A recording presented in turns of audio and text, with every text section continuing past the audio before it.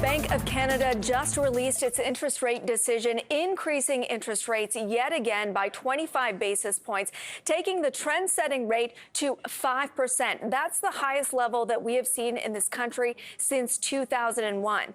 There you're seeing the reaction in the Canadian dollar. Even though this was consensus, you are getting that pop in the Canadian dollar. Keep in mind, this is coming against the backdrop of weaker inflation south of the border and a weaker U.S. dollar. Nevertheless, you are seeing the loonie react to the Bank of Canada's rate decision to increase rates by 25 basis points. The Bank of Canada is also coming out with a whole host of targets, both for economic growth as well as inflation. One of the things that's jumping out to me just as these headlines are crossing the tape is the Bank of Canada sees inflation returning to targets 6 months later than they had previously anticipated in mid-2025. They had anticipated that we would get to target perhaps a little bit earlier. So you are seeing that inflation target move out a little bit further, again, as the Bank of Canada has increased interest rates by 25 basis points. Let's bring in Robert Kafsick, senior economist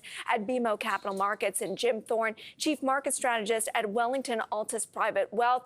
These gentlemen will be on the desk with me for the next half hour as we unpack what this rate decision means for your portfolio and your household wealth. Robert, I'd love to start with you. Just the initial take. They delivered what broadly consensus thought they were going to do. Yeah, and so that's no surprise from our perspective. I mean, we had a 25 basis point rate hike built in as well. And the table was really set for the Bank of Canada here today. The market had it mostly priced in.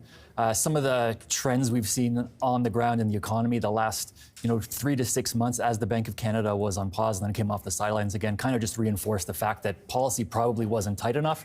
For sure hasn't been tight enough for long enough, and I think they're going to have to lean on that still for some time going forward.